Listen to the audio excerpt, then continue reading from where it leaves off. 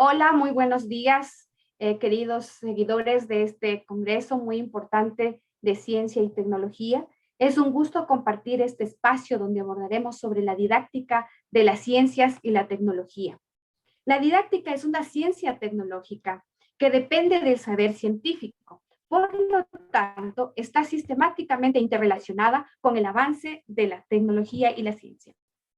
Entonces, tengo el gusto de compartir este espacio con nuestros panelistas y ponentes muy importantes que abordarán los siguientes temas. En primer lugar, tenemos a nuestro expositor sobre objetivos del desarrollo sostenible y participación de mujeres en acciones de ciencia y tecnología.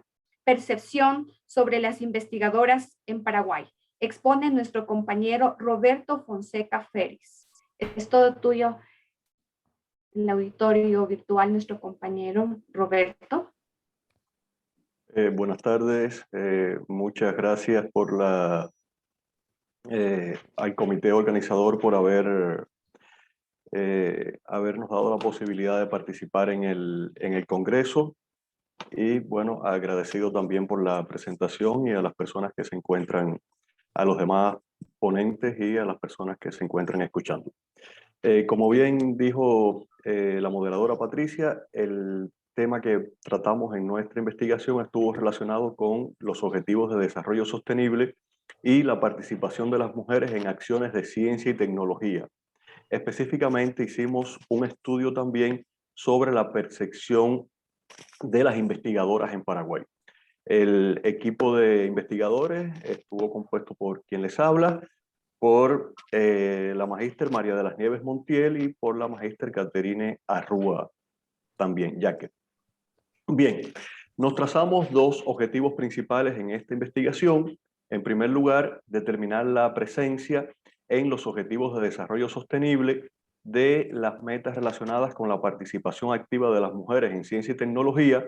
Y en segundo lugar, analizar, teniendo en cuenta esta participación en ciencia y tecnología, la presencia de las mujeres en la investigación en Paraguay. Para dar cumplimiento al primer objetivo, ¿qué fue lo que analizamos? Bueno, en primer lugar analizamos los objetivos del desarrollo del milenio propuestos en el año 2000 hasta el año 2015.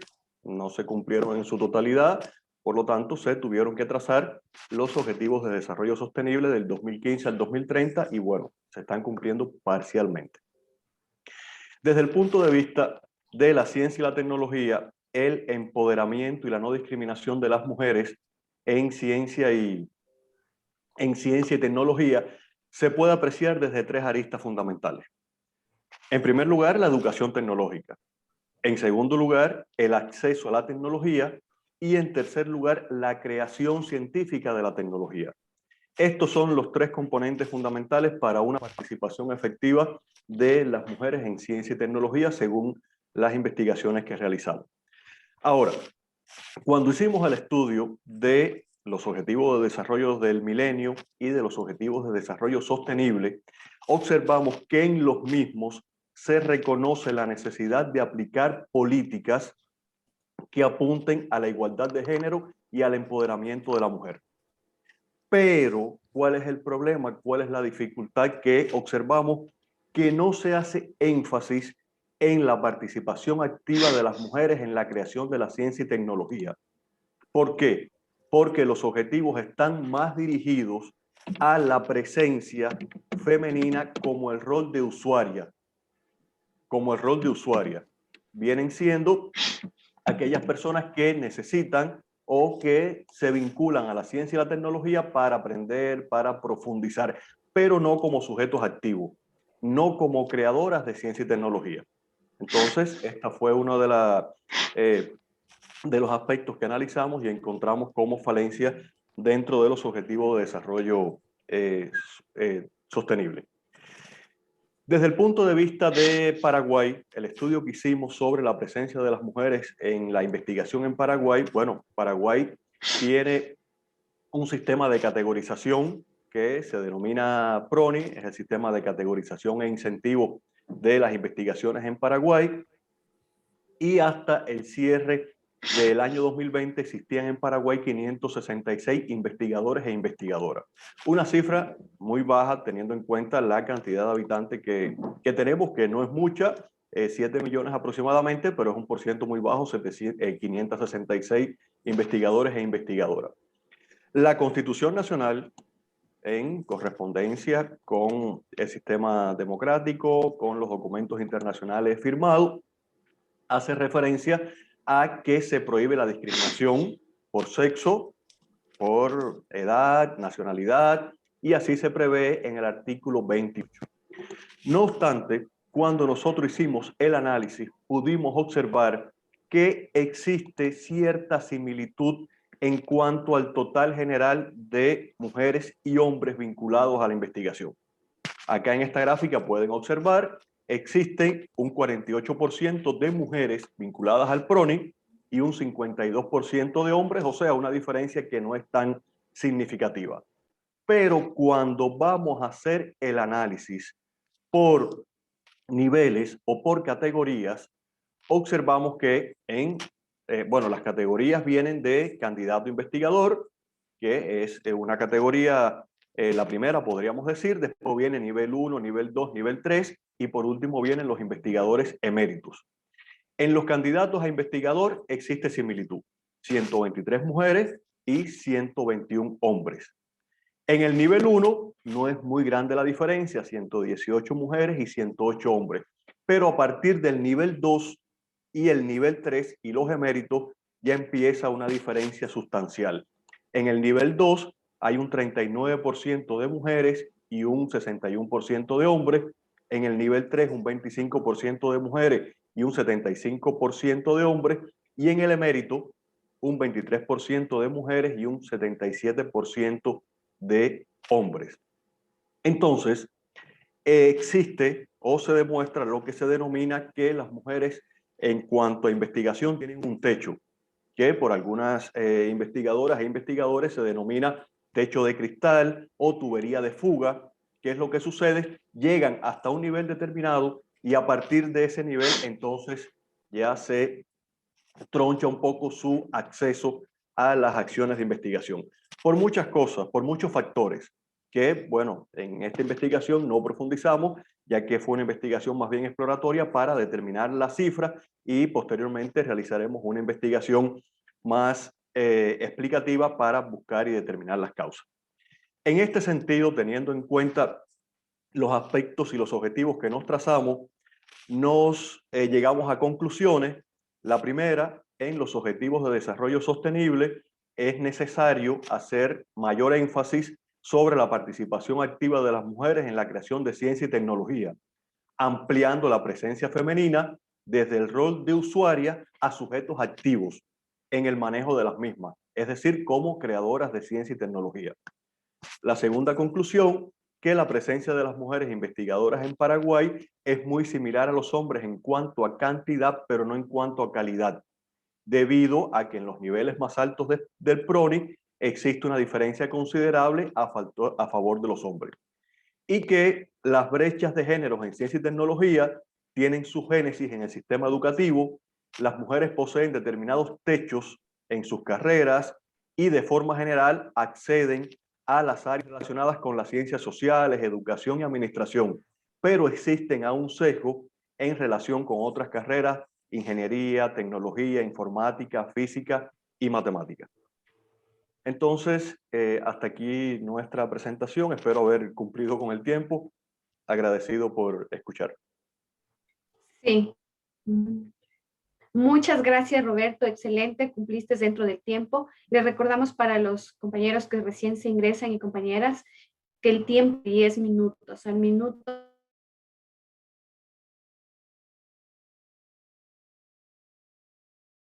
para los compañeros y compañeras que nos están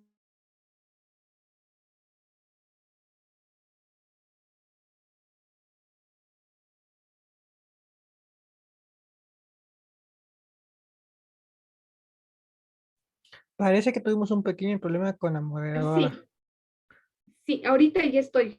No sé si es que... Hola, hola. Sí, te Parece escuchamos. que la tecnología siempre nos juega estas pasadas, pero bueno, justo a tiempo. Sí, les estaba recordando. ¿Sí? ¿Me escuchan todos? Ya, ok. Entonces seguimos con nuestro siguiente ponente. ¿Sí? Nuestra ponente es Elsa Susana Guevara. ¿Sí? Ella nos compartirá su tema sobre las profesoras de preescolar y la educación científica de las niñas. Bienvenida, Elsa. Puedes compartir tu presentación.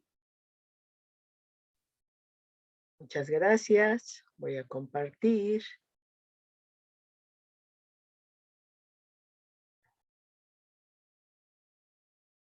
Y, bueno, aquí se ve.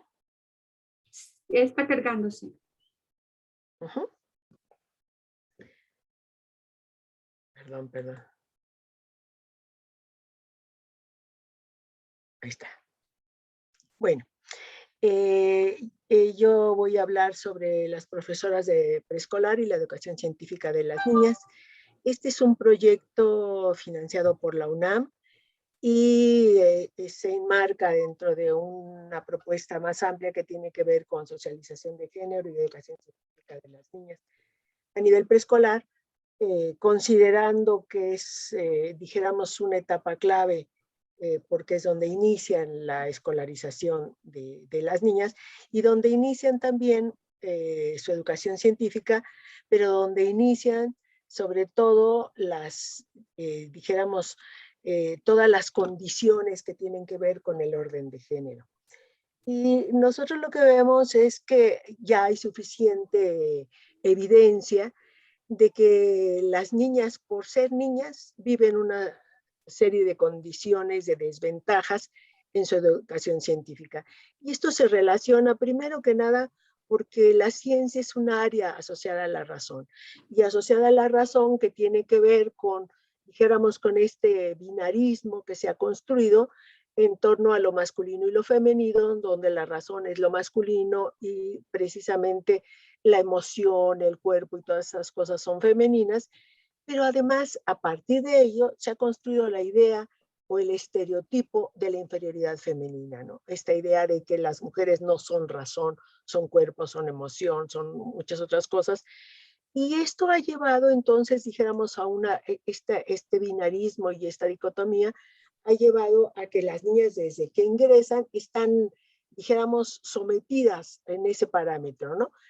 Y la siguiente parte tiene que ya ver con el sistema escolarizado, donde en general las niñas se enfrentan con una ausencia de mujeres en su formación. Las grandes excluidas de la historia, el arte y la ciencia han sido las mujeres. Entonces, le dijéramos que la formación científica de las niñas empieza por una formación sin mujeres. Pero además, porque lo que se ha considerado las dimensiones femeninas de la ciencia, como la empatía, la emoción, el sentido de colaboración, han sido suprimidas, ignoradas o subvaloradas en la educación científica, donde otra vez se privilegia aquellos atributos que están asociados a la competencia, a la fuerza, a la jerarquía y, por supuesto, a la razón. Pero también los recursos didácticos que se utilizan en la enseñanza de la ciencia tienen fuertes sesgos de género, porque están pensados precisamente, esta enseñanza de la ciencia está pensado como dirigido a un mundo masculino. Y ello se va a traducir en prácticas educativas que por supuesto van a tender a discriminar, invisibilizar o excluir a las niñas de una manera en que en las mismas instituciones educativas, dijéramos, no toman nota de esto, no se dan cuenta de lo que esto ocurre. Y eso empieza desde el lenguaje, que es generalmente androcéntrico. Ahorita que empezábamos, el colega, cuando se habló en femenino, el colega masculino dijo inmediatamente, no somos solo compañeras, aquí hay un varón, pero en el caso de las mujeres no. En el caso de las mujeres, el lenguaje androcéntrico ha llevado a invisibilizar a las mujeres y entonces es muy fácil que les digamos niños, y no nombremos a las niñas, que digamos profesores y no nombremos a las mujeres, porque este lenguaje androcéntrico es el que se ha vuelto dominante en nuestras culturas, ¿no? Pero también a partir del tipo de herramientas didácticas que se utilizan en la enseñanza de la ciencia. Se utilizan aquellas pensadas para el mundo de los varones y no aquellas pensadas para el mundo de las mujeres. Una vez una chica me decía que a ella, por ejemplo, en ingeniería decía todo el tiempo, están hablando de tornillos, de tuercas, y a mí, ¿eso qué? O sea, no tiene que ver nada conmigo. Pero esto empieza desde las edades más tempranas. Y por supuesto que las profesoras de preescolar cumplen un papel muy importante en estos procesos, porque ellas son, dijéramos, las ejecutoras y van a ser las que den cabida a la reproducción de ese sistema o bien a la transformación de esas realidades. ¿Por qué? Porque ellas son mediadoras entre la cultura, esa cultura en general, pero también la cultura científica, entre los programas educativos y los procesos de enseñanza y aprendizaje que se ejecutan desde las edades más tempranas de la infancia. Y entonces, aunque la gente considera, ay, las profesoras de preescolar, en México se les dice educadoras, ni siquiera se les dice profesoras, tiene ese como menosprecio a esa actividad que ellas hacen. Y aquí lo que me interesa destacar precisamente es cuál es la importancia de estas profesoras. Y entonces nos propusimos como objetivo identificar los sesgos de género que están presentes en las prácticas educativas de las profesoras y la percepción que tienen acerca de las habilidades que poseen las niñas y los niños. Y para eso utilizamos, bueno, a partir de la pandemia no nos quedó otra, una encuesta digital que respondieron un total de 80 docentes de escuelas públicas de preescolar ubicadas en las ciudades de Tuxtla Gutiérrez, Chiapas, que está en el sureste de México, en Morelia, Michoacán, que es un estado que está en el centro, y en la Ciudad de México, con el fin de tomar en cuenta como diferentes realidades, ¿no? ¿Y cuáles fueron los resultados? Primero, lo que vimos es que hay respecto a las prácticas, las profesoras, por ejemplo, dicen que prestan la misma atención tanto a los niños como a los niños. El 90% afirma que no utiliza metáforas diferenciales para referirse a los niños o a las niñas. Por ejemplo, les preguntábamos si ellas les decían a las niñas mariposas y a los niños tigres o halcones o algo así, ellas dicen que no. El 97.5% sostiene que las niñas y los niños son igualmente inteligentes. El 88% piensa que ambos son igualmente buenos en matemáticas. El 87% piensa que ambos hacen trabajos igualmente interesantes. Y el 100% afirma que es importante la educación científica.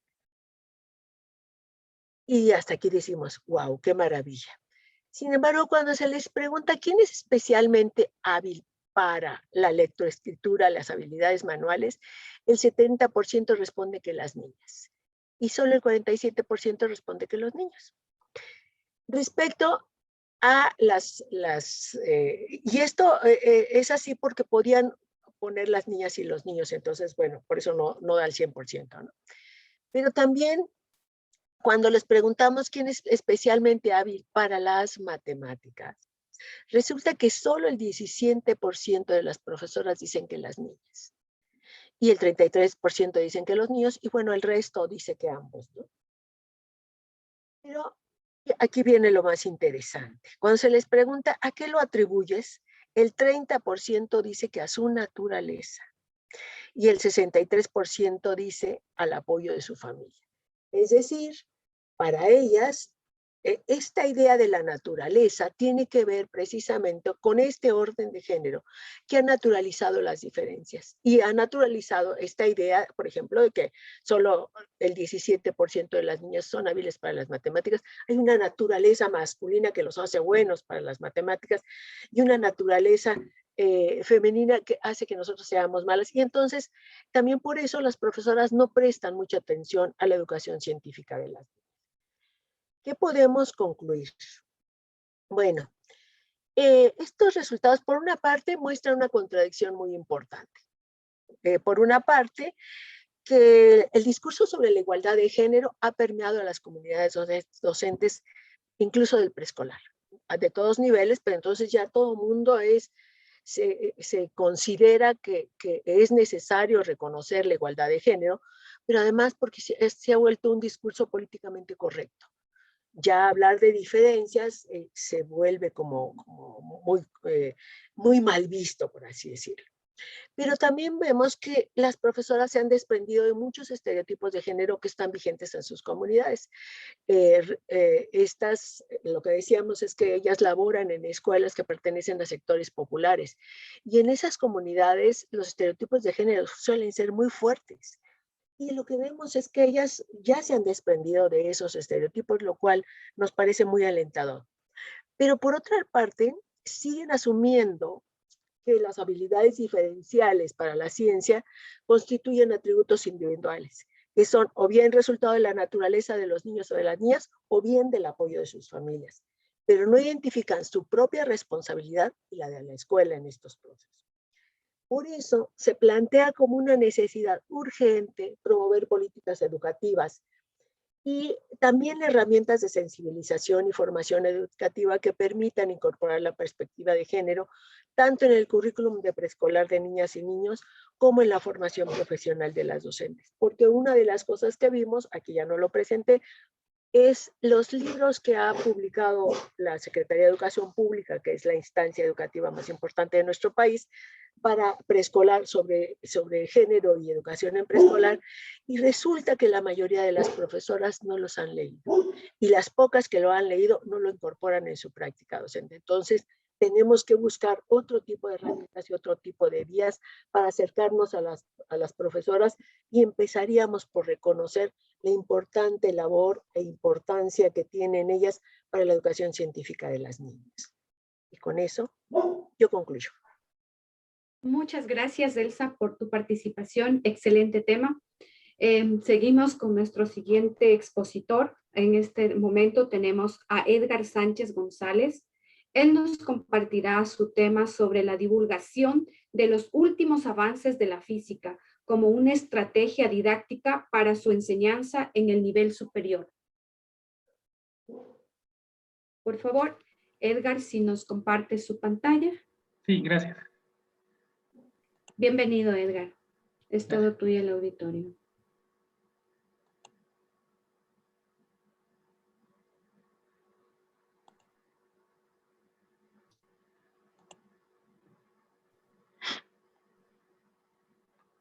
Les recuerdo a nuestros ponentes que tenemos 10 minutos para la exposición. Las preguntas se hacen al final. Colocamos en el chat, por favor. Pueden verla. Perdón.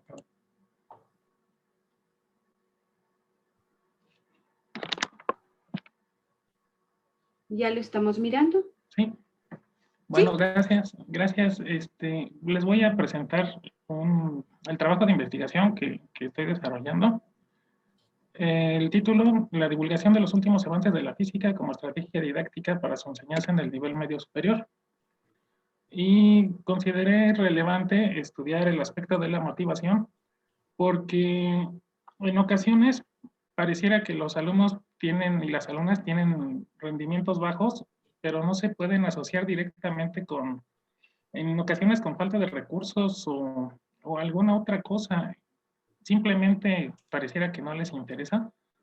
Y tenemos aquí a un autor en el marco teórico del 2018, en el punto número 2, que nos dice que la motivación es interesante, es importante analizar el aspecto de la motivación porque puede afectar a cualquier estudiante, no necesariamente nada más a los de malos resultados, sino también a los de buenos resultados. Y este aspecto de divulgar la ciencia ha recobrado importancia en el ámbito latinoamericano, al grado de que hay autores que señalan que ya puede considerarse o estudiarse como recurso, como fuente y como objeto de estudio en sí mismo. Las etapas del experimento se planteó el problema de conocimiento, que en ocasiones los estudiantes de nivel medio superior tienen niveles de interés y aprendizaje por debajo de la expectativa. La hipótesis es de que haciendo divulgación científica se puede generar interés académico en ellos y en ellas, y el diseño del experimento fue que se seleccionó material de divulgación científica y se relacionó con el tema de las ondas mecánicas y electromagnéticas, y se dieron 5 sesiones en los 2 sistemas de bachillerato de la UNAM, y se analizaron los resultados, se recolectaron los datos y se analizaron. y posteriormente se elaboraron las conclusiones. Los materiales que se dieron básicamente son artículos de divulgación científica de diferentes revistas y videos que se tomaron de YouTube. En los resultados encontramos hubo un grupo en el que la mayoría eran hombres, en otro en el que la mayoría eran mujeres y otro en el que estaban más o menos nivelados. En la evaluación diagnóstica del primer grupo, 83% de las mujeres obtuvo calificaciones iguales o superiores a 8. En el segundo fue el 74%. Y en el tercer grupo, a ver, no lo alcanzo a ver.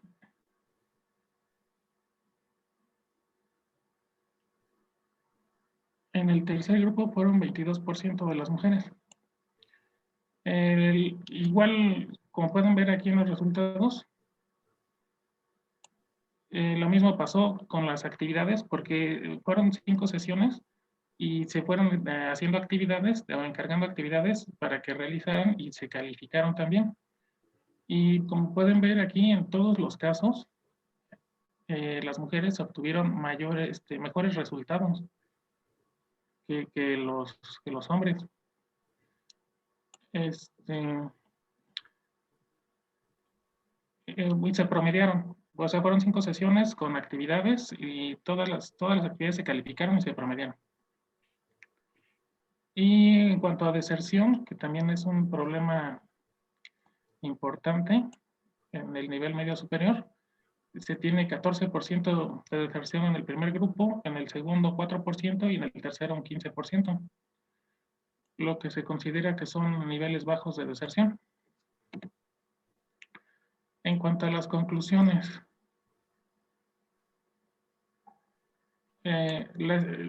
tengo que decir que la estrategia inicialmente fue diseñada para implementarse de forma presencial y se tuvo que ajustar a sesiones a distancia, por lo cual creo que eso puede ser una variable extraña en el diseño del experimento.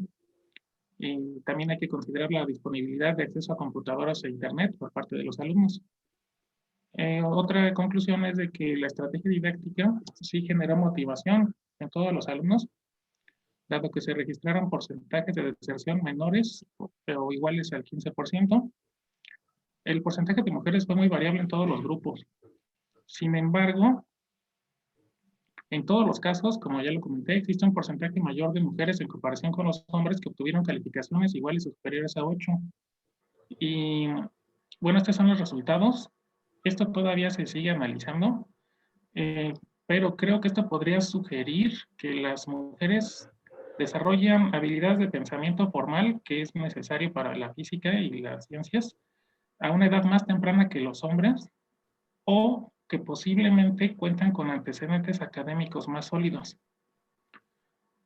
por lo menos en los grupos de estudio, ¿no? Y pareciera existir una correlación entre los resultados de la evaluación diagnóstica y las habilidades de la estrategia implementada, lo cual abre la posibilidad de que si bien la motivación mantiene a los alumnos en las aulas y los motiva a estudiar, los resultados podrían depender más de los conocimientos previos de cada alumno y de sus habilidades para resolver problemas que de la propia motivación que tengan.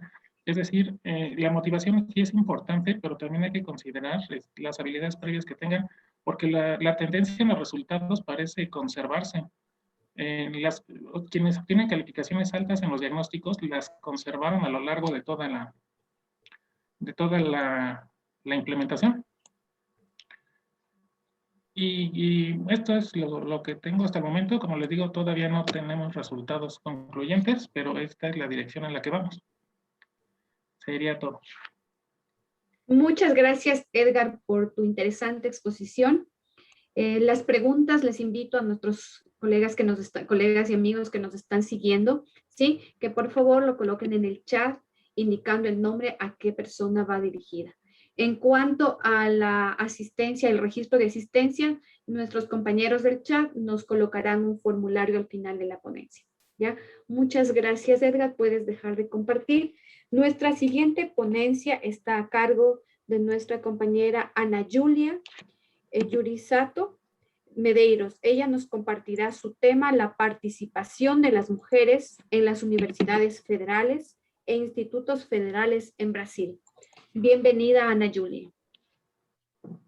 Hola. Ana Julia. ¿Ya? ¿Cómo te va, Ana Julia? Sí, por favor, sí. Puedes compartir tu pantalla y le pones en modo presentación para que podamos mirarla. ¿Mira? Sí, perfecto, ya lo estamos mirando.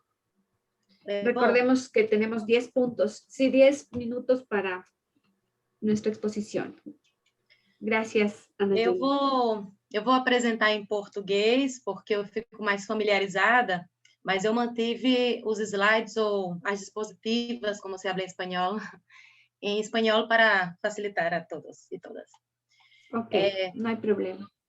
Meu nome é Ana Júlia, eu falo do Brasil, irei tentar falar um pouquinho despacio. O tema da minha apresentação é a participação das mulheres nas universidades federais e institutos federais no Brasil. É uma parte da minha tese de doutorado, e uma das minhas orientadoras é a Estrela Montes Lopes, da Universidade de Salamanca, onde eu estou fazendo a minha pesquisa. É importante a gente perceber que nos últimos anos houve uma maior presença das mulheres na educação superior nos países ocidentais e também no Brasil. Porém, essa situação não tem suprimido as hierarquias de gênero nesses espaços. As investigações apontam que a presença das mulheres na educação superior é marcada pela segregação vertical e pela segregação horizontal. A segregação vertical se refere ao acesso das mulheres às posições mais altas da carreira, e a segregação horizontal às opções de carreira que são segmentadas por gênero. Neste trabalho, eu vou apresentar indicadores sobre a participação das mulheres nas universidades federais e institutos federais brasileiros. E a escolha, ou a eleição, né, dessas instituições de investigação, dessas instituições ocorreu porque a rede federal de educação, nessa rede estão as melhores instituições de educação superior, e devem unir pesquisa, ensino e extensão, e também contar com programas de pós-graduação, que seria pós-grado em espanhol.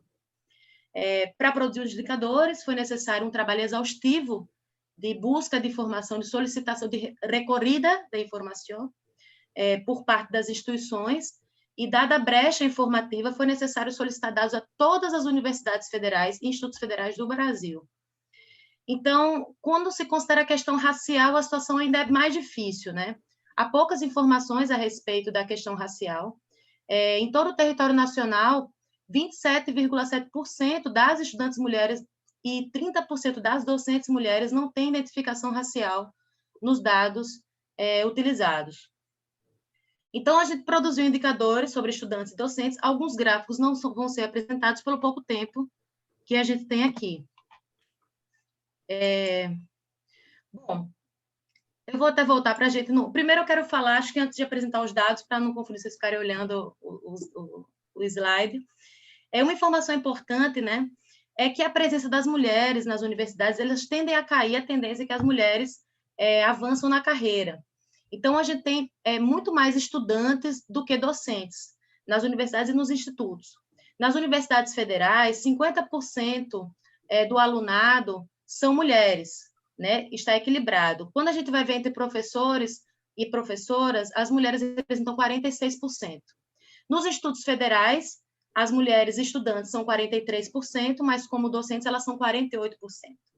E aí, quando elas ascendem à condição de docente, né, reduz a quantidade, e também as mulheres têm mais dificuldades em avançar na carreira. E agora sim eu mostro esse gráfico 1, docentes das universidades federais por categoria profissional e sexo. Então, a gente vê que esse gráfico tem formato tesoura, né, ou tijera em espanhol. A porcentagem de homens e mulheres, a gente percebe a diferença quando progridem na carreira. Então, a categoria mais baixa da carreira é a categoria titular, e as mulheres representam 46% nessa categoria. A categoria mais alta é a categoria... Desculpa, gente. A categoria mais baixa é a categoria auxiliar, e as mulheres representam 46% nessa categoria. A categoria mais alta é a categoria titular, e elas representam apenas 34%. E agora, docentes dos institutos federais por categoria profissional e sexo. Então, a segregação vertical se repete nos institutos federais. A porcentagem de mulheres reduz a proporção que cresce a hierarquia na carreira. A categoria mais baixa na carreira dos institutos federais é auxiliar, as mulheres estão com 40%, e a mais alta é titular, as mulheres têm apenas 33%. Aí agora, os próximos gráficos, né, eu vou apresentar para vocês a representação de homens e mulheres nas universidades e institutos federais, de acordo com a área de conhecimento, para mostrar como a segregação horizontal está presente nessas instituições. A classificação está seguindo a classificação internacional da OCDE. Então, vemos nesse gráfico a porcentagem de estudantes de graduação das universidades federais por área de conhecimento e sexo. Vemos que as mulheres estão concentradas nas áreas vinculadas ideologicamente à condição da mulher. Em saúde, temos aqui com 68%, né? E em educação com 58%. E os homens estão concentrados nas áreas de matemática, informática e ciências, com 64%, e engenharias, com 65%. Seria interessante a gente ter os indicadores de professores e professoras das universidades por área de conhecimento, mas, como eu falei, diante da falta de dados, foi inviável produzir esses indicadores. Agora, no próximo gráfico, temos a informação de estudantes de graduação dos institutos federais por área de conhecimento e sexo. E aí vemos que, mais uma vez, a concentração de homens e mulheres em áreas consideradas, né, adequadas, de maneira estereótipa, né, a cada sexo. Então, as mulheres estão concentradas principalmente em saúde, com 73%, e os homens em matemática, informática e ciências, com 76%, 76,9%, e engenharias, com 67%. Assim como em relação à segregação vertical, vemos que nos institutos a segregação horizontal é ainda maior do que nas universidades federais, e também maior do que os dados de todo o território nacional, que eu não apresentei a vocês em decorrência do tempo. Chama atenção o fato de que apenas 23% do alunado de ciências matemáticas é uma instituição que tem histórico de formação profissional para o trabalho na indústria e em outras atividades dos setores produtivos considerados masculinos. E isso pode ter relação com a maior segregação nesses espaços. E agora esse gráfico, né, com docentes dos institutos federais por área de conhecimento e sexo. Eu não consegui obter as informações relacionadas a docentes das universidades, mas os institutos foi possível. E é importante aqui uma informação que as professoras dos institutos conseguem estar um pouco mais presentes nas áreas consideradas masculinas. Então, as mulheres aqui como docentes são 30% em ciências, matemática e informática e 31% em engenharia. Olha, a presença é um pouco melhor, né, do que a presença das estudantes, enquanto porcentagem. No entanto, o que inquieta é que nas áreas estereotipadamente vinculadas ao feminino, elas vão perdendo espaço quando se inserem na carreira docente em uma proporção muito maior do que o que ocorre com os homens nas áreas consideradas femininas. Então, na área da saúde, as docentes representam 64%, e como estudantes elas eram 76% na mesma área. Ou seja, ao longo da carreira, as mulheres vão perdendo participação mesmo nas áreas consideradas femininas. Então, a gente podia conversar a respeito desses indicadores um pouco mais, mas, diante do pouco tempo, né, eu vou apontar aqui um pouco sobre o que a literatura aponta como produtora dessa realidade. As investigações apontam que não há diferença na composição do cérebro capaz de explicar as desigualdades de gênero na ciência. A suposta menor habilidade da mulher para o raciocínio abstrato, como razão para essas desigualdades, tem sido questionada pelas investigações, que apontam que o cérebro é maleável e os fatores sociais podem contribuir com o desenvolvimento das habilidades. São vários obstáculos nas esferas sociais, familiares e institucionais que dificultam a presença e o avanço das mulheres na ciência. Os papéis de gênero, ou roles de género, como se fala em espanhol, se estabelecem como formas que definem o que é feminino ou masculino, e isso é incorporado, tanto pelas pessoas como pelas instituições. Um fator importante que eu gostaria de destacar é que a desigualdade na realização das atividades domésticas é uma realidade que produz também essa desigualdade. El doble del tiempo, o dobro do tempo em atividades domésticas que os homens. E se as mulheres têm um companheiro ou uma pareja, elas dedicam mais tempo em atividades domésticas do que as que não têm um companheiro ou uma pareja. As mulheres negras também dedicam mais tempo em atividades domésticas que as mulheres brancas. Então, isso indica como é importante a gente pensar nas questões raciais, quando a gente fala em desigualdade de gênero também. E a gente sabe também que a concentração de atividades domésticas ela vai significar que as mulheres têm menos tempo para atividades acadêmicas, e o tempo é crucial para progredir na carreira. A escolha na carreira, a escolha de carreira, a eleição de carreira, tem uma relação também com a incorporação de atividades, de habilidades impostas aos gêneros. Mas não é apenas a incorporação das habilidades por parte dos sujeitos, né, que produz a escolha da carreira, mas também a imposição de papéis presente nas próprias organizações sociais. Então, as organizações frequentemente, né, atribuem valores negativos às mulheres que estão em posições relevantes na carreira. As mulheres sofrem, muitas vezes acabam escolhendo áreas menos competitivas por conta dessa pressão. Nas áreas altamente masculinizadas, elas sofrem dupla pressão. Por um lado, espera-se que elas se adaptem a um ambiente altamente masculinizado e, por outro, que não percam a sua suposta feminilidade. E o machismo e o assédio fazem parte desses espaços. Ou seja, as organizações reproduzem as hierarquias da sociedade. O gênero, como elemento constitutivo das relações sociais, está impregnado em todas as estruturas da sociedade. Na ciência, o sistema de regras, de análise de realidade, os marcos interpretativos, não são independentes do lugar e do tempo de sua produção. Da mesma forma, os agentes e as agentes que produzem ciência são frutos de um determinado contexto histórico. A suposta neutralidade e objetividade da ciência não tem conseguido eliminar as hierarquias que estruturam a sociedade e a ciência moderna. Na realidade, a ciência moderna faz parte desse processo de produção de desigualdades de gênero. Os estudos feministas têm denunciado o caráter androcêntrico da ciência. Então, para buscar mudança dessa realidade, é importante... Julie, vamos terminando, por favor. Sim. Ok, graças. Para buscar mudanças, é importante que sejam produzidas mais investigações sobre o tema. Como eu falei, temos muitas dificuldades em produzir informações no Brasil em decorrência da falta de dados desagregados por gênero e principalmente por raça. E as informações raciais são fundamentais para compreendermos como as desigualdades de gênero ocorrem no país e atingem diferente as mulheres, a depender das condições sociais, raciais e outros fatores que se interseccionam na produção das desigualdades. E, por fim, gostaria de dizer que é fundamental que a gente busque fortalecer os movimentos e grupos que lutam por direito. E no Brasil, principalmente nesse contexto atual, na qual o recrudescimento de políticas conservadoras e que dialogam com o fascismo, que perseguem docentes, que atacam os debates de gênero na educação e dificultam o funcionamento das instituições democráticas, isso se torna mais imperativo ainda. Então, eu queria agradecer a oportunidade e estou à disposição. Muito obrigada. Muchas gracias, Ana Julia. Un abrazo, gracias por tu exposición.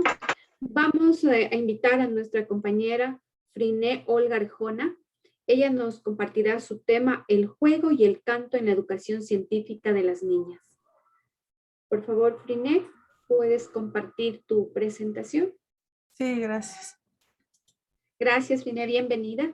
Es todo tuyo el auditorio. Les recordamos para nuestros compañeros que nos están siguiendo, las preguntas las pueden poner en el chat, ¿sí? Al final de todas las exposiciones se realizarán las preguntas, indiquen el nombre de la persona a la que va dirigida las preguntas. Los registros de asistencia, también al final nuestro grupo de staff les compartirá un link para registrar. Muchas gracias, bienvenida, Friné. A mí tantito. Ok, ya estamos mirando tu presentación. ¿Ya? Bueno. Sí, perfecto. Buenos días. El tema de esta investigación es el juego y el canto en la educación científica de las niñas. Este se realizó a nivel preescolar y colaboramos para hacer esta investigación la doctora Elsa Susana Guevara Ruiseñor y su servidora. Vamos a dar inicio. La educación científica de las niñas en México adquiere mayor relevancia en el ámbito nacional e internacional porque se ha podido comprobar que su exclusión representa un problema de justicia social que es necesario atender, pero también por los beneficios que ella trae a la sociedad en conjunto. En México, instituciones educativas y comunidad científica han desarrollado acciones y propuestas a promover la educación científica de niñas. La investigación feminista ha señalado la importancia de promover la educación científica y que rompa con los modelos androcéntricos, quitando esa barrera invisible que dificulta a las niñas desarrollarse en el ámbito científico. Por otro lado, existen debilidades en la educación científica de las niñas, porque se ha centrado más en la enseñanza de las ciencias que en la educación científica. Presenta una estrecha concepción de la perspectiva de género que ha llevado a suponer que se trata de un problema de niñas y no de las instituciones educativas. Se ha prestado escasa atención a los factores asociados al orden de género. Suponen que es por falta de interés o falta de motivación o fallas pedagógicas. Pero se ha mostrado en varias investigaciones que el problema no radica precisamente en las niñas, sino en los regímenes de género imperante en la sociedad, en la escuela, en la ciencia misma y herramientas didácticas sin perspectiva de género. Una de las áreas de la educación científica que ha tomado mayor relevancia en los últimos años son las matemáticas, dado que en todos los niveles educativos de niñas y jóvenes existe un pobre desempeño, un alto índice de reprobación y menor inclinación de las jóvenes por carreras del área físico-matemático. Ante ello se ha considerado utilizar el juego como valiosa herramienta didáctica para mejorar la enseñanza de las matemáticas, especialmente en la primera fase de escolaridad, importantes en el desarrollo infantil y las múltiples posibilidades que ofrece para la didáctica de la ciencia. El juego facilita todas estas posibilidades, estas que están en el recuadro. Ello ha generado un interés creciente por investigar el papel del juego en el aprendizaje inicial de las matemáticas. Sin embargo, el juego en la educación matemática puede tener sesgos de género, al centrarse en actividades que dominan los niños, pero no las niñas. Además, alrededor de esta materia se ha perpetuado un estereotipo de inferioridad femenina que afecta la autopercepción de las niñas sobre sus habilidades en esta asignatura. Por tanto, también presentan mayor ansiedad aun cuando tengan igual o mejor rendimiento que los niños, o por el otro lado, el rezago que vienen arrastrando de sus inseguridades. Otro sesgo son los juegos infantiles que no son neutros, sino que las profesoras lo aplican como herramientas didácticas que pueden contribuir a la reproducción de la desigualdad de género. Creemos que las profesoras pueden utilizar el juego para replantear los modelos hegemónicos de feminidad y masculinidad mediante propuestas de juego inclusivo y recursos pedagógicos asociados al mundo de las mujeres. Con ello, generan nuevas posibilidades para mejorar la educación científica en las niñas. Y como propuesta alternativa, utilizamos recursos didácticos en el aprendizaje de las matemáticas en niños y niñas de preescolar, como el canto, que es valioso anclaje en la construcción de vínculos afectivos, el juego, que influye positivamente en el desarrollo cognitivo, emocional, académico, social de niñas y niños de preescolar, también en el desarrollo psicomotor. La música, que estimula, que mejora las funciones cognitivas como la memoria, la discriminación auditiva, visual, el aprendizaje de secuencias motoras, lenguajes y pensamiento lógico-matemático y el comportamiento. Explorar el impacto de esta propuesta en la educación científica de las niñas fue el motivo del presente estudio. Para realizar esta investigación y esta propuesta alternativa se siguió la siguiente, una metodología donde el objetivo de esta investigación consiste en identificar el impacto que tiene la asistencia a este taller en el desempeño de las matemáticas y la seguridad de sí mismas entre las niñas que cursan el tercer año de preescolar y presentan rezago en el aprendizaje del pensamiento matemático. Se utilizó observación etnográfica para realizar una descripción de una realidad que esté orientada por el andamiaje conceptual feminista en el que las experiencias de las niñas se encuentran en el centro de la reflexión. Y para identificar el impacto del taller, se analizaron dos dimensiones. Una, el aprendizaje de las matemáticas, cuyo indicador es la capacidad para resolver los dilemas matemáticos en su evaluación mensual. Y el segundo, la seguridad en sí misma, cuyos indicadores son expresiones corporales relacionadas con sus compañeros y compañeras. Las características del taller, el uso del canto, el juego, la música para desarrollar el pensamiento matemático, y implementa una educación científica integral a través de actividades que revaloren el cuerpo, los afectos, las emociones, los vínculos en los procesos de aprendizaje de las matemáticas. Además, se reivindican lo femenino, ya que se articulan experiencias corporales de las niñas y niños con los procesos de razonamiento lógico matemático, permitiendo reforzar aquellas áreas que presentan dificultades de manera lúdica y divertida. Cambiando también el paradigma, por consiguiente cambia la ecuación masculino-femenino en la educación científica de las niñas y genera condiciones para una educación sexista. Perdón, no sexista. Se puede observar que en este taller los resultados tuvieron efectos positivos en las niñas, tanto en el aprendizaje matemático de las niñas, donde lograron superar las dificultades y también como en la seguridad y confianza, donde se incrementó sustancialmente. Se pudo observar que se modificó la imagen de incompetencia e inferioridad que se habían creado de sí mismo. Este taller es escenario clave para contrarrestar las limitaciones que le imponen su condición de género y de clase. Y también lograr en los niños transformar sus problemas de indisciplina y bajo desempeño en nuevas habilidades sociales e intelectuales que se sensibilicen y contrarresten los modelos dominantes de masculinidad.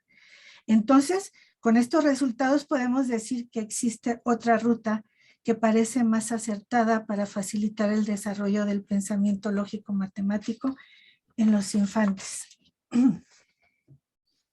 A partir de esta observación etnográfica, pudimos constatar que las profesoras son agentes de cambio, capaces de transformar la educación sexista, reproducir el sistema binario y jerárquico del orden de género que refuerza la posición subalterna de las niñas. También, como en este caso, despliegan recursos didácticos basados en la cooperación y utilización de estrategias pedagógicas que trastocan esa jerarquía de género, con lo cual facilitan la educación científica de las niñas. Esta práctica incluyentes adquiere especial relevancia en un contexto donde prevalece el mito de quien quiere, puede, o no es cuestión de sexo, sino de talento. Por ello, es de vital importancia revalorar el papel que cumplen las profesoras y sus recursos didácticos de preescolar como actoras centrales en la educación científica y en los procesos de socialización de género. Pues su actuación será la clave en el rumbo que toma la trayectoria escolar de las niñas y niños. Pero también por el valor social de estas profesionales, donde se les considera con menor jerarquía en las instituciones educativas, especialmente la de educación física, que se considera irrelevante en la enseñanza de las ciencias. Esta postura obedece a una cultura androcéntrica que no ha logrado reconocer que las aportaciones, los valores y las prácticas culturales de las mujeres enriquece el horizonte educativo del país. Y uno de los atributos considerados femeninos, como la emoción, el cuerpo y los afectos, son indispensables en la educación científica de nuestras niñas y niños. Y uno de los mayores obstáculos para el aprendizaje de la ciencia son precisamente los modelos pedagógicos que prescinden del cuerpo, la emoción y la subjetividad. Vayamos Muchas cerrando. gracias. Sí, perfecto. Terminada. Creo que sí a Perfecto. tiempo, ¿verdad? Sí.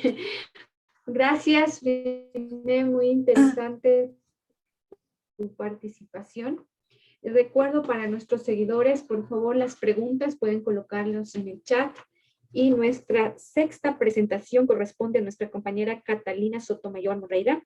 Ella nos compartirá su tema, factores que impactan el ingreso, participación y avance de las mujeres en estudios de educación superior STEAM en Ecuador. Nuestra compañera Carla Catalina Sotomayor. Sí, un momentito, por favor, voy a compartir pantalla. Gracias, bienvenida, Carla. Ya estamos mirándote. Vamos a ver tu presentación. Ahí. Ya se está cargando, veamos. Ya se visualiza. Es todo tuyo el auditorio, bienvenida. Perfecto, muchas gracias. Bueno, muy buenos días con todas y todos. Muchas gracias a las organizaciones que han hecho posible la realización de este congreso, así como las personas que nos acompañan en esta mañana. Mi nombre es Carla Sotomayor Moreira y voy a exponerles la investigación que examinó los factores que impactan la matrícula, participación y avance de las mujeres en estudios de educación superior STEAM en el Ecuador.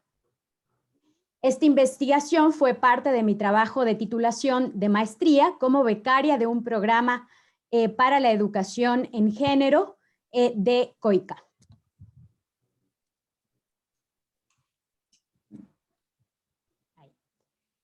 Bueno, aunque el porcentaje general de mujeres con títulos en estos campos ha aumentado históricamente, las desigualdades de género persisten en todo el mundo. En el caso ecuatoriano, como podemos ver en las gráficas, los registros de matrícula para la educación superior, así como los títulos, muestran una presencia mayoritaria de mujeres en comparación con los hombres. Sin embargo, las mujeres siguen estando subrepresentadas en estos campos a nivel educativo. La distribución de carreras según el género nos ilustra la brecha existente. Los resultados más relevantes se pueden ver en las gráficas y en términos cuantitativos muestran, por ejemplo, que los registros de matrícula en áreas de conocimiento como la ingeniería arrojaron que el 75.38% correspondieron a los hombres. Asimismo, podemos evidenciar una feminización de la carrera de educación, en donde vemos que hay una presencia mayoritaria de mujeres con un porcentaje del 67.59%. Existe extensa investigación que ha analizado el tema de los factores que impactan a las mujeres en la ciencia, así como sus carreras profesionales desde varias perspectivas, en varios lugares, y se han clasificado los factores de manera diferente. En este caso se desarrolló un marco analítico que a su vez incluye factores que resultaron consistentes en la literatura. Estos factores son categorizados de la siguiente manera: individuales, familiares, educativos y sociales. Dentro de los factores individuales podemos encontrar factores psicológicos como el interés, la motivación y el disfrute, la autoeficacia, autopercepciones, estereotipos e identidades STEAM. Así también la literatura nos muestra que dentro de los factores familiares más importantes se encuentran la educación y profesión de los padres, activos y estimulación y apoyo en el hogar, así también factores educativos como la calidad y pedagogía de la enseñanza y los equipos y recursos STEAM. Dentro de los factores sociales que pueden impactar significativamente las brechas en estas ciencias, teniendo en cuenta el interés de las mujeres, así como en su resultado académico, podemos encontrar las creencias sociales y culturales sobre estima y género y la falta de congruencia de roles. La investigación que ha analizado estos factores a menudo se ha dado de arriba hacia abajo y se ha aplicado metodología cuantitativa. También gran parte de la literatura que encontramos relacionada al tema y sobre la baja presencia de mujeres en ciencias proviene de los Estados Unidos. En este caso, para responder a la pregunta de investigación, así como para alcanzar los objetivos planteados, me propuse analizar las experiencias de las participantes y por ello la investigación tiene un diseño de estudio cualitativo a través de entrevistas a profundidad en línea que se realizaron mediante la aplicación Zoom desde el 8 de septiembre hasta el 21 de septiembre de 2020 con una duración aproximada de 1 hora, bajo un cuestionario semiestructurado y con preguntas abiertas. La muestra utilizada fue de 20 estudiantes mujeres de diferentes campos STEAM y de diferentes niveles académicos con un rango promedio de edad de 21 años. Las universidades de en las que se encontraban matriculadas estas mujeres son Escuela Superior Politécnica del Ejército, así como la Escuela Superior Politécnica del Litoral.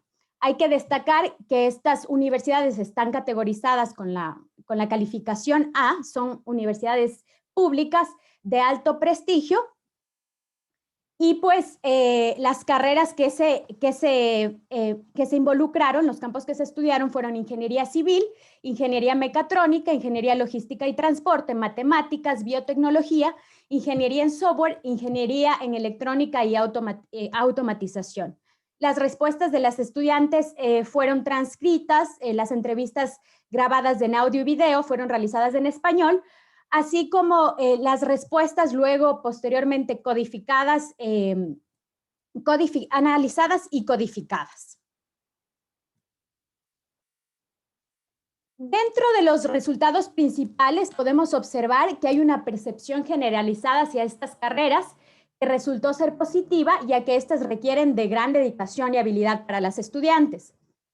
Al mismo tiempo, se pudo percibir que estas carreras son difíciles, desafiantes, incluso en muchos casos solitarias, y las respuestas revelan estereotipos persistentes acerca de las carreras, segmentación de las carreras para hombres y para mujeres, como de las personas que trabajan en estas carreras y que estudian estas carreras, aunque estos estereotipos han ido transformándose y evolucionando durante la carrera de manera positiva. Las dificultades, según las estudiantes, no se dan por la diferencia entre las capacidades de hombres y mujeres, sino por factores externos, como estereotipos sociales y culturales, discriminación y sexismo que se manifiesta en el ámbito educativo. Bueno, los resultados más relevantes demuestran que ningún factor puede influir por sí solo en la participación, ingreso y desarrollo de las mujeres en estas ciencias, ya que es un fenómeno complejo y multifactorial, como se ha establecido como premisa. Y también se han evidenciado oportunidades y factores estimulantes, así como barreras durante el estudio. A nivel individual podemos observar que la mayoría de la muestra mostró interés y actitud positiva por la ciencia desde una edad muy temprana, desde la niñez. Existió también interés, motivación y disfrute en el campo de estudio elegido, y eso se muestra como un factor estimulante. Así también las estudiantes mostraron un alto concepto y confianza en sí mismas y en sus habilidades de matemáticas y ciencias, lo que es consistente con la literatura, que identifica que al tener mayor autoeficacia se reportan mejores resultados a niveles académicos y laborales en estas ciencias. A nivel familiar, se pudo determinar que si bien la formación académica u ocupación de los padres no fue un factor determinante para las participantes del estudio, sí que fue importante la estimulación y el apoyo en el hogar que éstas tuvieron. Todas las estudiantes informaron haber sido apoyadas, ya sea económica o emocionalmente o en ambos aspectos, por sus familias durante la carrera. También es importante mencionar que existieron personas dentro del círculo familiar que en algún momento intentaron persuadir a las participantes para que estudiaran una carrera más convencionalmente femenina. No obstante, los resultados sugieren que existe una ruptura de patrones intergeneracionales y de los roles asignados a cada mujer, así como de la segmentación de las carreras, lo que podría constituir en evidencia alentadora para estas mujeres, así como para próximos estudios. A nivel educativo, podemos evidenciar que al menos uno o más profesores o profesoras quienes las motivaron a aprender ciencias, matemáticas o computación en la primaria o secundaria. Sin embargo, vemos como debilidad la ausencia de clubes y laboratorios, falta de recursos e infraestructura STEAM, insuficiente estimulación didáctica proporcionada durante sus años escolares y colegiales. Es importante mencionar que la calidad del personal docente y el prestigio de la educación superior, en este caso de las dos universidades, la educación superior pública, fue un factor importante en la inscripción de estas estudiantes. Para algunas estudiantes también es muy importante establecer que la posibilidad de obtener una beca fue determinante para la persistencia en una carrera en STEAM. Becas de SPOL, como la de recursos económicos limitados, la de equidad de género y la de excelencia académica, fueron cruciales en este camino. Lamentablemente se ve como una barrera y una amenaza dentro de la persistencia de las estudiantes la discriminación, el machismo, los casos de violencia, el uso del lenguaje sexista y la impunidad frente al acoso.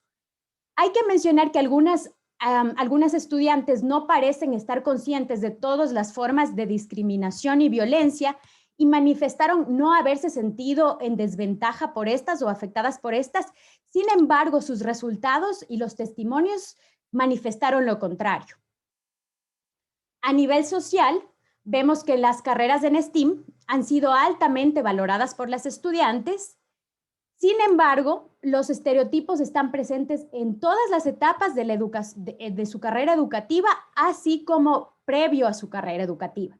Por ejemplo, los más destacados en cuanto a las mujeres que estudian STEAM, cuando se les preguntaba a las estudiantes, están relacionados con la apariencia física de la mujer, como que estas no están arregladas, tienen apariencia masculina y grosera, son feas, tienen bigote o se visten de hombre, entre otros. Existe, por lo tanto, una evidente masculinización de los campos STEAM y hay ciertas carreras en estos mismos campos ya analizados que están más masculinizadas que otras, por ejemplo, la ingeniería en software.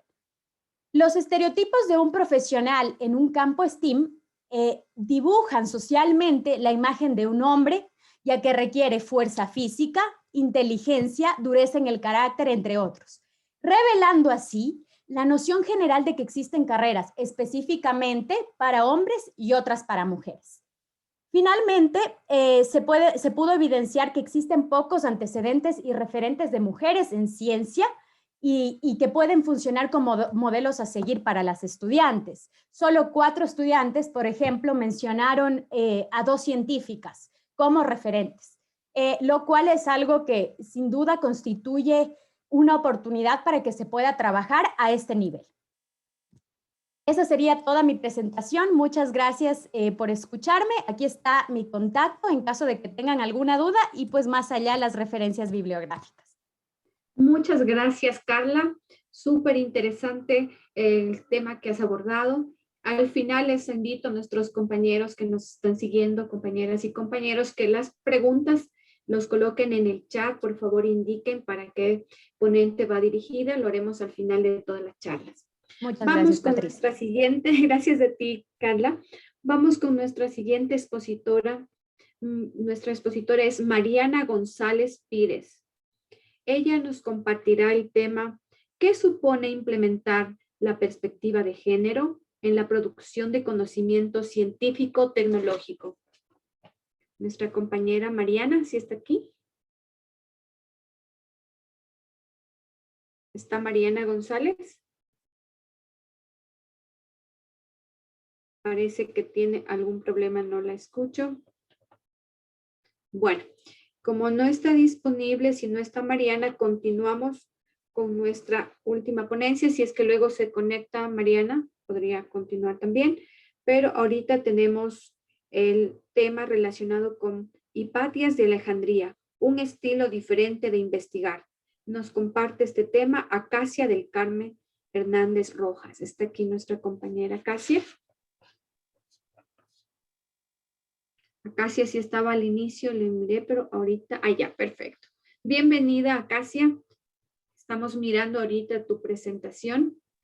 Puedes poner en modo de presentación y es toda tuya el auditorio.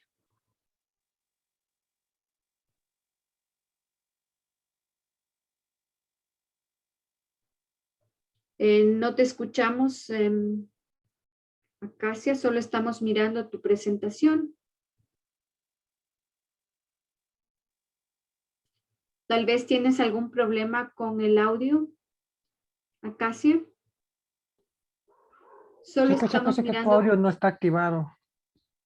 ¿Puede activar su micrófono, por favor, Acacia? Está activado su micrófono, pero creo que no tiene conexión. Algo le falla de su lado. Los audífonos. Parece que tiene algún problema nuestra compañera. Acacia, tal vez si hay algún problema, no se te escucha, no te escuchamos.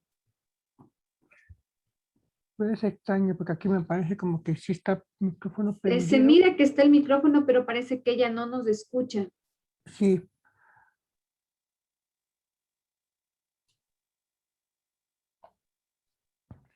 Ya. Acacia, ¿nos escuchas, Acacia? Nosotros no te escuchamos. No te escuchamos nada. Tal vez hay ¿Puedes otra ponencia más. Vamos a pasar.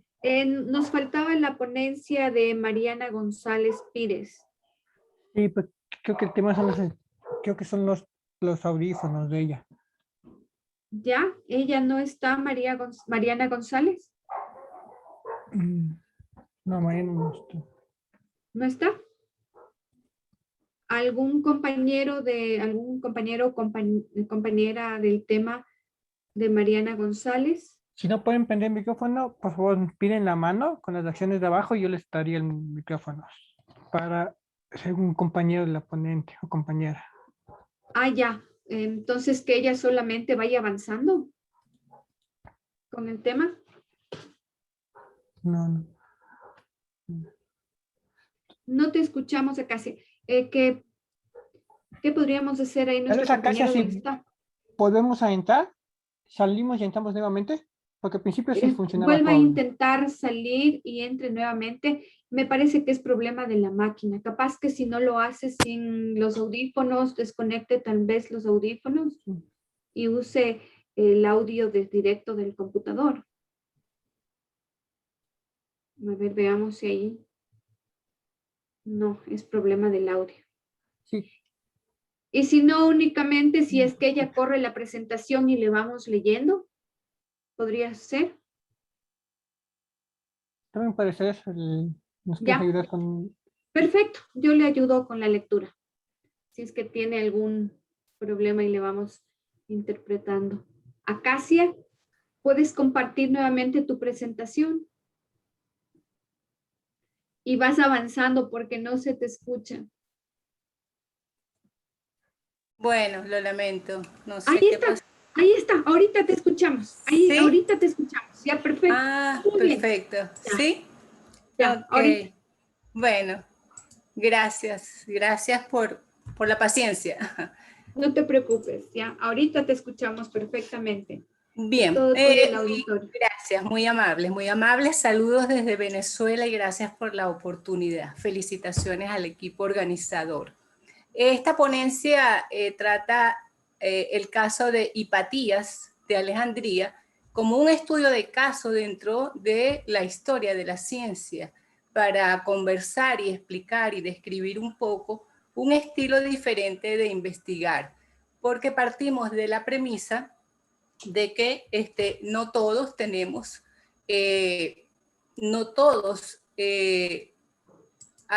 investigamos igual y no todos tenemos la misma manera de investigar, de resolver los problemas. Entonces tomamos a Hipatia como un caso específico dentro de la historia de la ciencia, porque su manera de investigar es deductivista, racionalista Y así como se ha invisibilizado el trabajo y la investigación de la mujer, pues también se ha invisibilizado este estilo de investigar, esta manera de investigar, que ha sido más promovido o promocionado a través de la figura masculina y de personajes como Einstein, por ejemplo, ¿no? O Karl Popper también, en general en todo lo que ha sido la física y también la matemática. Esta mujer es conocida, lamentablemente, más por su manera trágica en que murió a manos de una turba de cristianos fanáticos, y no por sus avances, no por los avances que realmente Hipatías hizo a la historia de la ciencia. Este trabajo con el que estoy compartiendo con ustedes, y del cual pertenezco a un grupo de investigadores que hacemos un esfuerzo por abrir espacios para enseñar a investigar, se basa en una teoría y tecnología de la investigación formulada por el doctor Padrón Guillén en el año 2019. Ya se había hecho la publicación del libro junto con un equipo excelente que apoyó el trabajo desde Ecuador, muchos de ellos ex alumnos del doctor Padrón. Y en esa teoría lo que se plantea es que existen estilos de pensamiento y enfoques epistemológicos. Estos estilos de pensamiento nos diferencian de muchos, y a la vez los enfoques epistemológicos también. En concreto, no todos pensamos igual, obviamente, no todos resolvemos los problemas igual, y si nos vamos a la historia de la ciencia, entonces nos vamos a encontrar que existen distintos enfoques epistemológicos, y dentro de estos enfoques epistemológicos encontramos el de Hipatías, y no es el único. También encontramos otros enfoques epistemológicos. Por ejemplo, tenemos todo el trabajo de Diane Fossey y las primatólogas que han trabajado con gorilas, con monos, con primates, que tienen un estilo diferente al deductivista. Tenemos todo el trabajo que hacen los médicos, medicina experimental,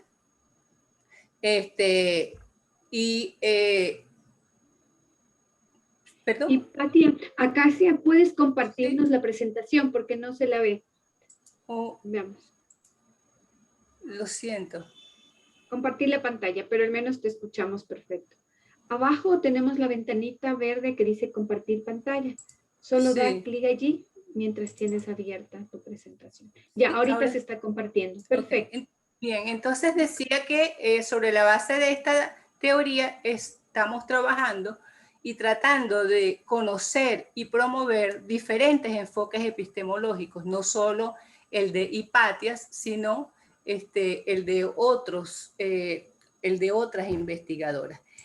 ¿Cuál es la característica del trabajo de Hipatías y por qué lo queremos resaltar? No solo desde el punto de vista de género. ¿Sí se está viendo la presentación? Sí, perfectamente, perfectamente. Si puedes ponerle en modo presentación. Si no, no hay problema igual. Sí, ok. Bien, entonces decía que el trabajo de Hipatías es muy vinculado a un enfoque racionalista deductivista. Se ha conocido muy de cerca en trabajos y en investigaciones de la física, y por supuesto con protagonistas masculinos, pero no ha sido siempre así. Es un enfoque que también del cual ha echado mano la mujer a través de la historia de la ciencia y ha ido construyendo ciencia, de manera que en la historia de la ciencia hay todo un reservorio de didáctica de la investigación, y es la mejor oportunidad que tenemos para conocer de mano de otros investigadores cómo investigaron, qué investigaron, bajo qué estrategias, y formar así nuevos cuadros de investigadores. Bajo este enfoque, el método que se usa y que lo identifica es el método deductivo, sobre la base de buscar soluciones de problemas, sobre la base de hipótesis, sobre la base de pruebas lógicas. Y en el caso de Hypatia fue muy reconocido su trabajo disertando en plazas públicas, en ágoras, lo cual fue para la época todo un reto, considerando que las mujeres pues no enseñaban, menos en plazas públicas, aunque la formación de Hypatia era muy respetada. Su padre fue el último director de la Biblioteca de Alejandría y su formación en matemáticas y en física le hizo reconocer esa trayectoria. Además, Hypatia tenía habilidades para construir instrumentos y así se basaba en una cierta tecnología, lo que hoy conocemos como tecnología, ¿verdad?, para enseñar a sus discípulos sobre astronomía, sobre líquidos, pesos de líquidos, e ir formulando hipótesis e ir enseñándolos a construir estos instrumentos. De allí la importancia que traemos a colación en el caso de Hypatia como una manera no solo de exaltar el trabajo de ella como mujer, sino su manera diferente de investigar, una manera poco conocida en ciencias sociales, muy conocida en física, como el trabajo de, por ejemplo, de Katherine Johnson. En la película Figuras Ocultas se conoce la vida de Katherine Johnson y dos físicas matemáticas más, las llamadas computadoras negras o computadoras humanas, porque eran tres afrodescendientes que trabajaron en la NASA y llevaron adelante todo el programa espacial y eran pioneras en matemática y pioneras además en computación. También el trabajo de Berta Calli, el trabajo de Lisa Meitner, el trabajo de Madame de Chatelier, mujeres que trabajaron con un enfoque diferente y poco conocido. Y la propuesta que traemos es que hurguemos un poco en la historia de la ciencia para traer a colación estos casos importantes como referentes para la enseñanza de la ciencia, y además también conozcamos y reconozcamos las diferentes maneras que tiene el ser humano de investigar, de pensar y de resolver problemas. Bueno, esto es la presentación, ¿no?, de la Muchas gracias. ponencia. Súper interesante tu tema. No sé si está nuestra compañera Mariana González. No creo que está. Perfecto. Bueno, entonces les invitamos a todos nuestros compañeros y compañeras que nos están siguiendo, ¿sí?, que por favor coloquen en el chat las preguntas indicando el nombre, a qué compañera o a qué compañero lo dirigen, para proceder luego de esto, ¿no? También les comento que con respecto al registro hay que estar pendiente. Nuestros compañeros del chat van a colocar aquí, nuestros compañeros de la parte técnica colocarán un formulario para el registro, ¿sí? De tal forma que revisen también si es correcto el nombre que quieren que salga en su certificado, ¿sí? Nuestro compañero del staff, y estamos listos con las preguntas. Por favor, Acacia, ¿puedes dejar de compartir? Exacto, gracias. Sí, el link que lo vamos a compartir en este momento, estamos pidiendo lo abran desde la organización para ya poder compartirles. Entonces, en cuanto está abierto, ya les enviamos el link. Perfecto. Ya. Seguimos con las preguntas.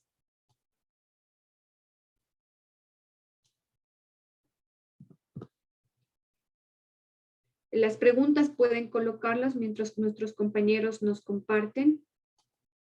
¿Las pueden leer? ¿Están en el documento compartido? Sí, sí, ahí están ya listas todas estas del grupo A. Ya, perfecto. Entonces, vamos. La primera pregunta va para nuestro compañero Roberto.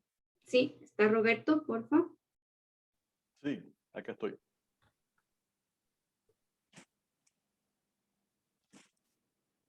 Ya, Roberto, la pregunta de investigación.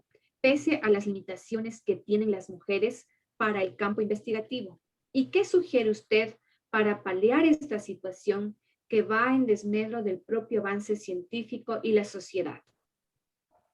Bien, muchas gracias por la pregunta. Realmente es una pregunta bastante interesante, porque la misma pregunta, ahora analizando la parte de que estamos hablando de limitaciones. O sea, se está preguntando las limitaciones que tienen las mujeres para el campo investigativo. Y bueno, si hablamos de determinados factores externos, determinados factores internos, pudiéramos pensar que existen limitaciones. Hay veces que nosotros mismos, hablando como personas, no haciendo diferenciación entre sexos, nos ponemos límites internos, ya sea por falta de interés, por falta de motivación, y eso puede ser una limitación para investigar.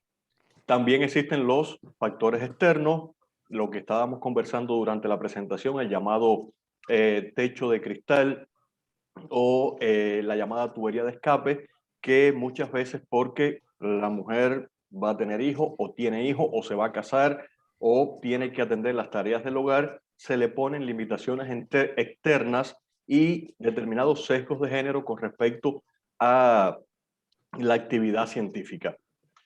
Nuestra investigación, considero que con independencia de esas limitaciones, claro que fue factible porque la idea es esa, ¿no? La idea es tratar de trabajar contra esas limitaciones. ¿Qué es lo que sugerimos?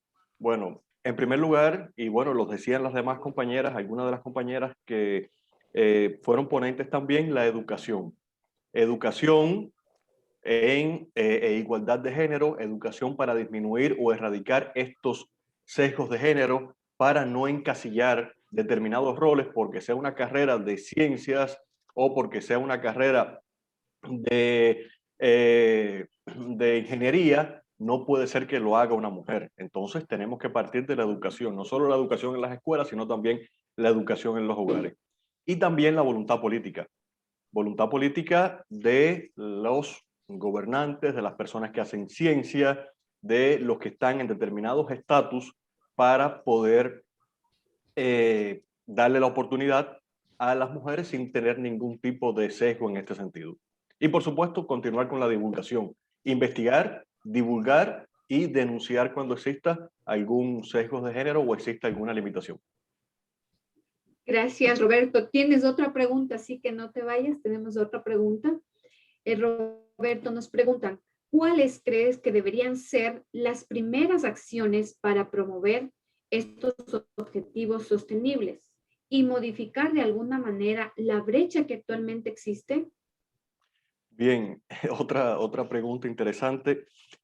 Con respecto a los objetivos de desarrollo sostenible, estamos planteando que de manera expresa no se hace referencia a que las mujeres desempeñen una función activa dentro de la investigación. Las primeras acciones pienso que sería continuar con estas investigaciones, o sea, podríamos profundizar en los objetivos de desarrollo sostenible, porque los objetivos de desarrollo sostenible tienen impacto sobre los estados, tienen impacto sobre los gobiernos, y las metas que se trazan en los objetivos de desarrollo sostenible tienen fechas de cumplimiento y se van controlando. Por lo tanto, continuar investigando, divulgar estas investigaciones y también hacer una propuesta a las organizaciones, a la Organización de Naciones Unidas, a los estados, a los gobiernos, con el propósito de incluir una meta, ya que el objetivo se plantea de forma general, por lo menos incluir una meta o modificar en las metas de los objetivos 5 el liderazgo de las mujeres en ciencia, porque en estos objetivos se hace referencia a promover la igualdad de género, al empoderamiento de las mujeres y las niñas en los aspectos científicos, pero desde el punto de vista tecnológico, que sean usuarias de esa tecnología. Pero no se planteó ninguna meta con respecto al liderazgo en ciencia, a la participación activa.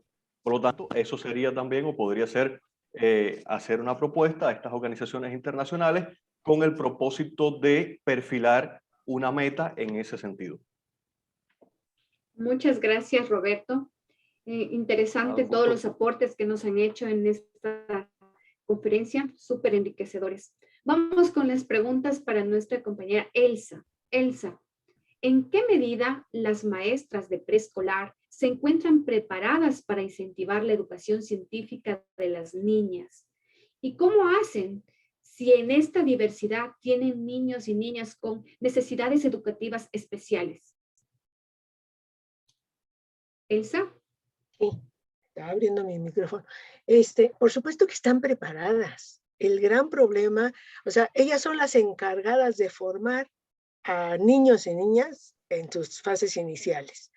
Y tienen, bueno, aquí en México, en el programa, ellas son las que dan las clases de matemáticas y las de geometría. Pero además, incluso lo vamos a ver con lo del taller. Por ejemplo, este taller lo imparte una profesora de preescolar de educación física.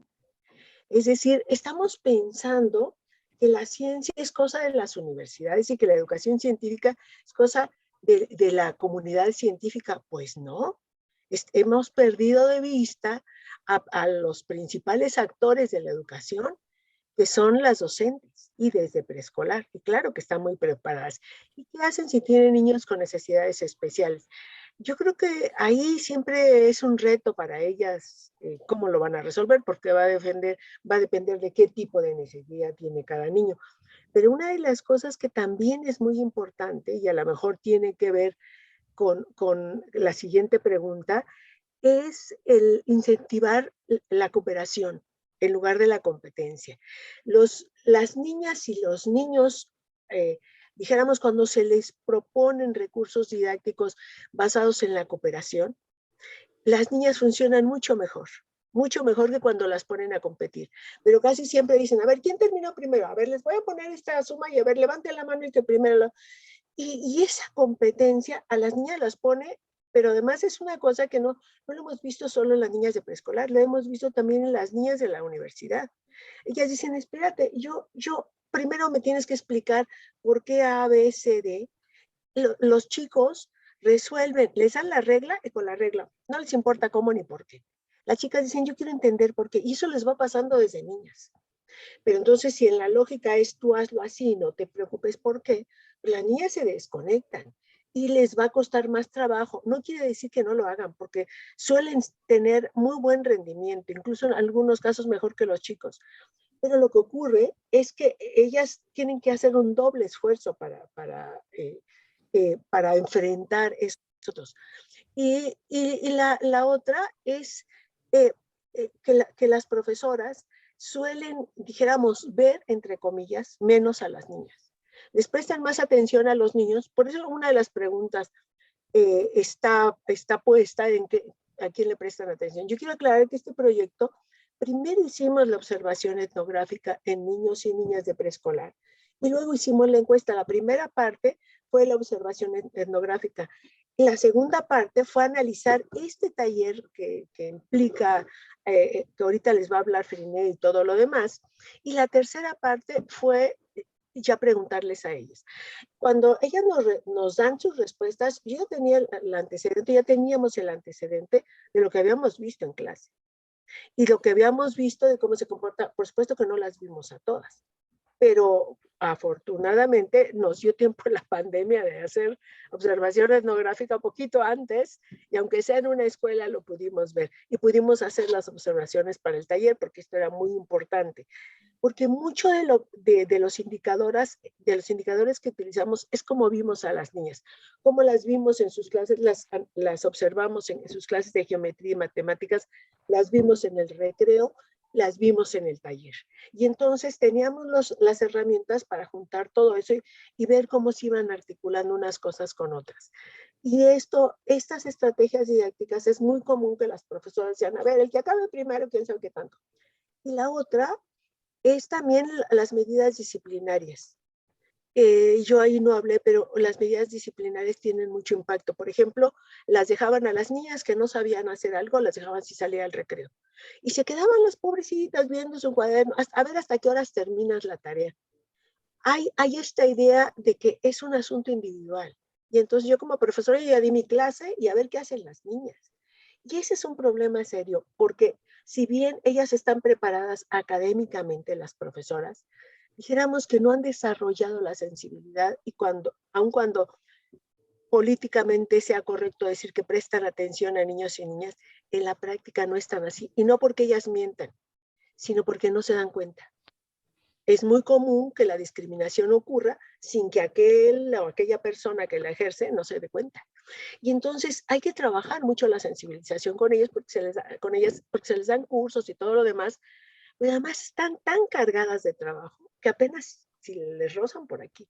Entonces tenemos que buscar otros caminos.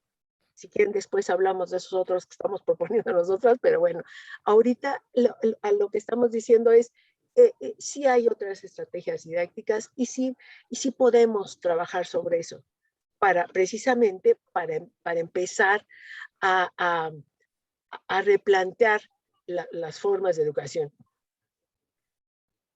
Muchas gracias, Elsa. Aquí, por ejemplo, dice, ¿qué proponen luego de los resultados obtenidos? Me sigo de una vez para ir rapidito. Ya, ok. ¿Qué propusimos? Precisamente una de las cosas que propusimos fue sensibilizar a dos. Teníamos la idea también de trabajar con padres, pero eso ya no nos dio tiempo. Pero cuando menos a dos sectores, a las profesoras y a las niñas. Para las niñas elaboramos, que ahorita estamos todavía en ese proceso, elaboramos un libro para colorear que rompiera con los estereotipos de género, que hiciera pensar la ciencia como algo divertido, como algo que ellas pueden hacer, etcétera, etcétera. Alguna vez hablaremos del libro. Y la otra, hicimos una camiseta para las profesoras que dice, yo apoyo la educación científica de las niñas. Un poco para que ellas ahora sí que se pusieran la camiseta, para que asumieran su parte y se reconocieran como actoras centrales en estos procesos, porque nadie las reconoce, pero ellas tampoco se reconocen. Ellas dan su clase y piensan que es así, que eso no tiene nada que ver. Entonces, bueno, una de las cosas que pensábamos hacer es un taller para ellas que no pudimos hacer, pero ahorita por lo pronto, a lo mejor después lo podemos hacer, pero ahorita por lo pronto dijimos, bueno, una camiseta, que les quede, que haya un tip ahí, algo que les diga, lo que estás haciendo es importante. Y con eso se pueden, y bueno, me sigo con las otras, donde dice de qué manera se pueden transformar los sesgos de género en las comunidades educativas de preescolar. Bueno, ya decíamos, se pueden transformar los sesgos de género precisamente haciendo conscientes, pero yo creo que no basta, porque yo les decía que, bueno, se han publicado algunos libros y les dicen a las profesoras, ahí están los libros. O sea, no, tenemos que trabajar sobre las emociones con ellas. Tenemos que hacerles primero, reconocerlas como actores importantes, porque nadie les reconoce ese estatus. Y la otra, sensibilizar. Antes de generar conocimiento de procesos formativos, tenemos que trabajar en procesos de sensibilización. Y claro que el material didáctico también continúa reproduciendo esos sesgos. Yo les quiero decir que hicimos el análisis de los libros que llevan, algunos de los libros, sobre todo de los materiales didácticos que utilizan, porque son los que utilizan en las escuelas públicas y los que llegan a todos los rincones de la República. Y vimos que algunas cosas han cambiado, pero hay otras que han quedado, por ejemplo, el papel de los hombres, ya se ve a los hombres haciendo trabajo doméstico, pero las jerarquías se mantienen. Los trabajos más importantes los desarrollaban los hombres y las mujeres también. Por ejemplo, se veía en un barco y un hombre que dirigía y la otra mujer era la que, dijéramos, estaba como subalterna, aunque en un puesto también importante.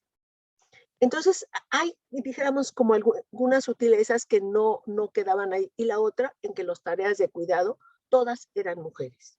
Entonces, claro que los materiales que se imparten y con los que ellas trabajan, hay que modificarlos, pero para eso nos cuesta más trabajo porque tenemos que llegar a la Secretaría de Educación Pública y no podemos. Pero bueno, en ese sentido es que la investigación nos sirve para llegar.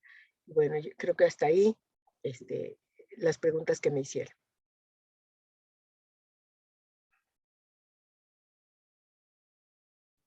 Muchas gracias, Elsa, por el tiempo. Vamos a avanzar pronto con las preguntas. Nuestra pregunta para nuestro compañero Edgar. ¿La estrategia didáctica a implementarse ha sido socializada con la comunidad de la institución? ¿Y qué beneficios considera usted que se logre a nivel académico? ¿Está Edgar? Sí. Ya, Edgar, por favor. Bueno, socializar en la institución, no. Solamente se tomaron los 3 grupos del experimento. No se ha hecho a mayor escala. Ok. Y... Muchas gracias. bueno, perdón. Para ¿O complementar si más, tienes ahí? Ya. Que se logre sí. a nivel académico.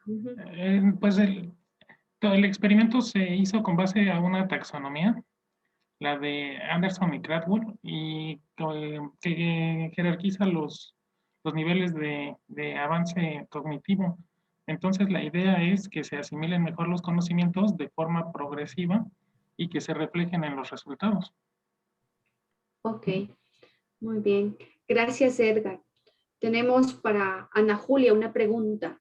Asimismo, seamos muy concisos en responder para que alcancemos para todos, ¿no? Nuestra compañera Ana Julia, según usted, ¿a qué factores se debe la presencia inferior de docentes mujeres en la referida institución y qué cree que se podría hacer para mejorar lo observado? Gracias por la pregunta. Yo no voy a compartir mi imagen porque mi conexión está Tranquilo. estable. Ok, no hay problema. Entiende cuando hablo en portugués, porque si no entiende puedo intentar hablar en español, pero tengo muchos errores. Tranquila, sí se entiende. Creo que en el español sí lo entendemos, ¿no? Sim. Eu penso que a menor presença das mulheres nas instituições de ensino superior, ela tá, na verdade, não tem um único fator, né? As causas são multicausais, né? Tem relação com a esfera individual, a esfera social, a esfera institucional, entendendo que todas essas esferas se constituem a partir da cultura, da sociedade. Eu acho importante destacar, né, o modelo de ciência, porque a gente tende a pensar que a ciência ela é neutra, né? A gente tende a avaliar a suposta objetividade e neutralidade da ciência, e por isso entender que dentro das universidades, das instituições de ensino e de produção do saber, não vai haver desigualdades ou hierarquias. Mas se a gente for olhar o histórico da ciência, os próprios valores da ciência, eles estão interligados com um modelo androcêntrico, né, de produção de saber e de produção de sociedade, de segregação. Eu vejo que é muito importante a gente questionar esse modelo, e eu acho que as epistemologias feministas têm feito um papel muito importante nesse sentido, né? Mas eu vejo que a gente pode buscar, né, produzir mudanças, né, como foi perguntado, através de várias esferas, né, como são multicausais os fatores que causam essas desigualdades, as intervenções também elas têm que ser em várias esferas. Então, eu vejo que é muito importante tirar a invisibilidade dos referenciais femininos, evidenciando e divulgando o trabalho de pesquisadoras mulheres, né, que foram continuamente invisibilizadas e continuam sendo invisibilizadas ao longo da história.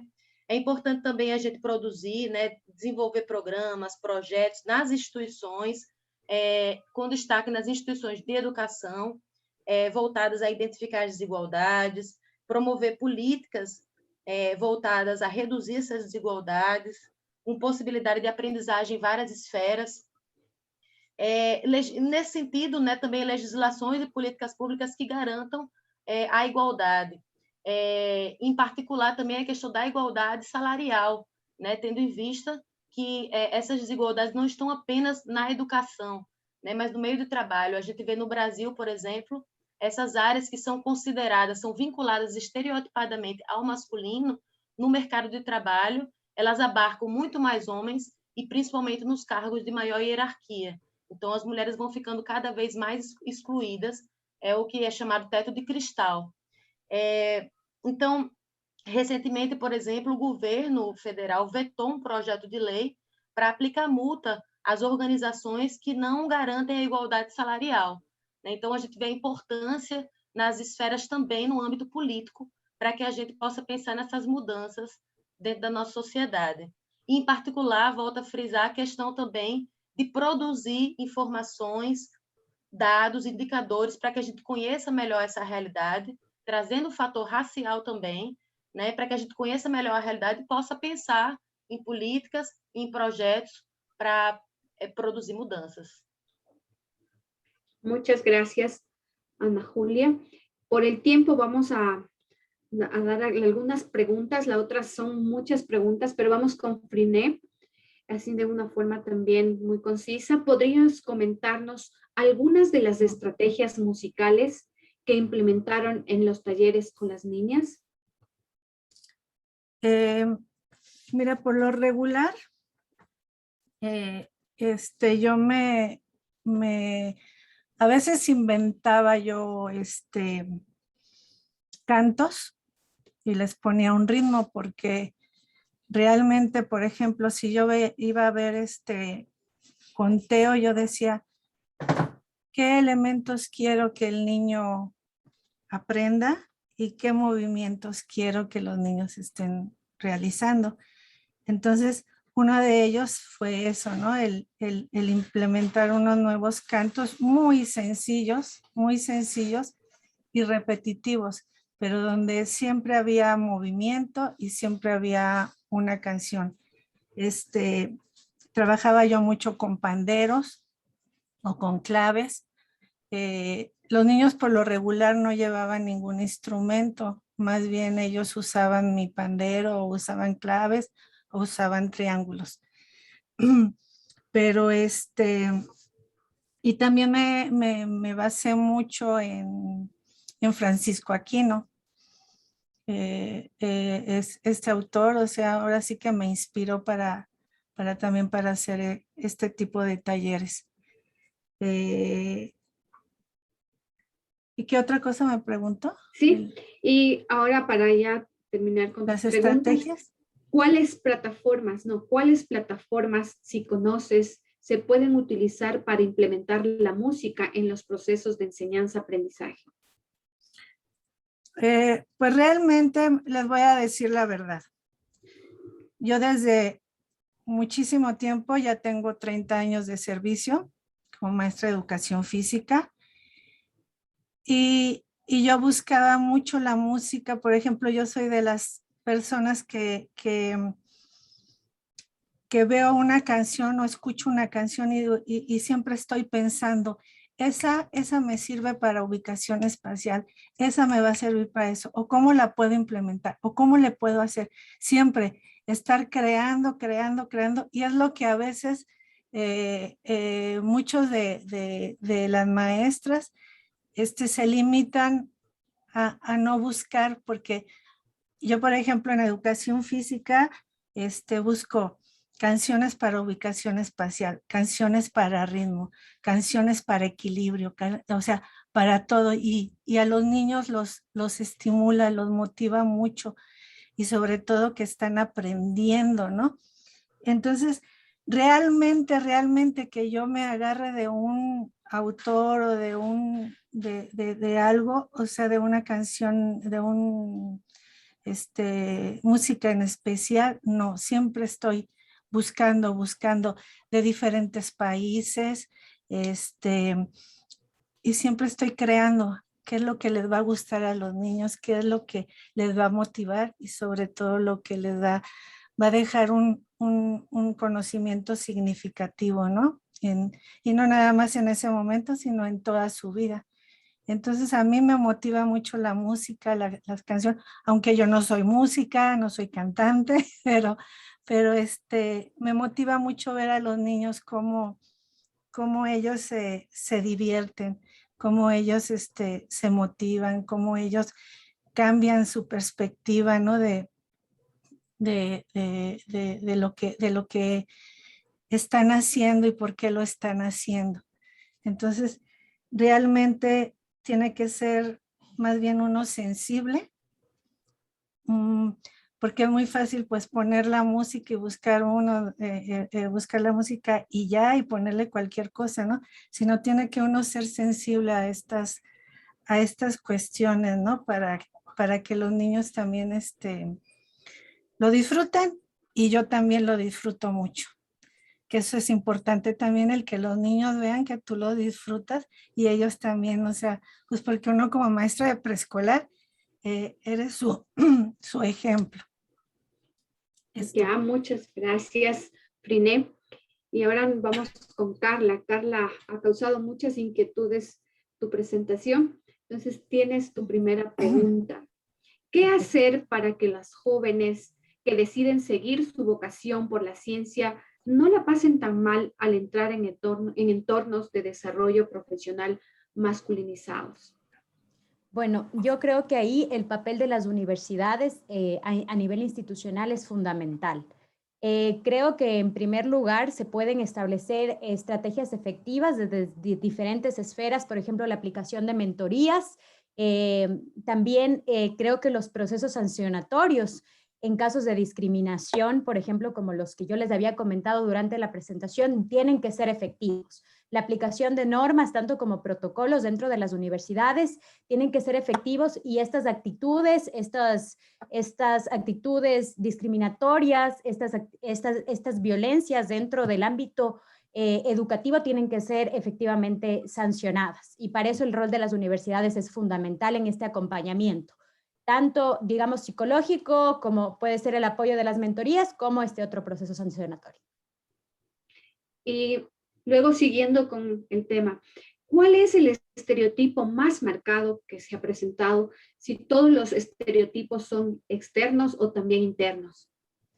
Sí, bueno, como les había manifestado previamente en la presentación, al preguntarles a las mujeres estudiantes sobre cómo se visibilizaba socialmente a una mujer en estas áreas educativas, pues la mayoría se concentraron en la apariencia física de las estudiantes, como que son feas, tienen bigotes, son, digamos, apariencias masculinizadas en su mayoría, y eso también se pudo extrapolar a la persona que ejerce una carrera en el STEAM, porque la mayoría pudieron decir que socialmente, cuando les permiten dibujar a una persona en estas áreas, dibujan la figura de un hombre.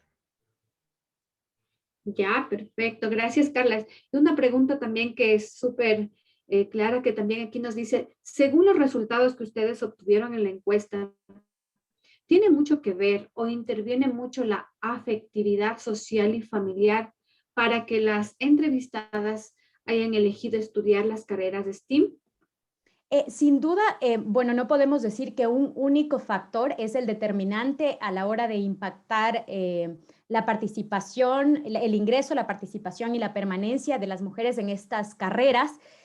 Sin embargo, sí que es importante la estimulación que pueda darse a nivel familiar. Vemos que dentro de la investigación, la mayoría de las estudiantes, o sea, todas las estudiantes de hecho, manifestaron haber sido apoyadas o estimuladas ya sea económica o emocionalmente por parte de las familias. Entonces, sin duda, desde una edad muy temprana, el apoyo a este nivel es fundamental para que el ingreso y también la persistencia de estas mujeres en estas carreras. De hecho, muchas comentaron cómo el apoyo, porque ya al ser carreras desafiantes, ellas tienen que pasar muchas largas horas de la noche trabajando en sus proyectos, en fin, cómo el apoyo familiar durante estos procesos ha sido fundamental, no solo económica, sino también emocionalmente. Muchas gracias. Y otra pregunta, tu ponencia tuvo muchas preguntas interesantes. Dice, ¿por qué en Latinoamérica se confunde una carrera de ciencias, es decir, química, física, matemáticas, con las ciencias aplicadas, es decir, con ingenierías? Bueno, hay que decir en este sentido que el término, bueno, que yo utilicé, la terminología, el concepto que utilicé dentro de investigación, STEAM, es un término que ha estado en constante evolución, ¿no? Desde hace mucho tiempo es un término que no ha parado de construirse, incluso hay posturas que sugieren el ingreso de las artes y el diseño para que sea STEAM. Entonces vemos que es un concepto que va evolucionando. Esa misma falta de homogeneidad en el concepto también está en las carreras que incluyen las STEAM. Pero sin lugar a dudas, yo utilicé pues las clasificaciones que estaban más homogeneizadas tanto dentro de las carreras como dentro de los profesionales que las incluyen como población, estiman las estudiantes. Entonces, para ello se utilizó el modelo y las definiciones de UNESCO.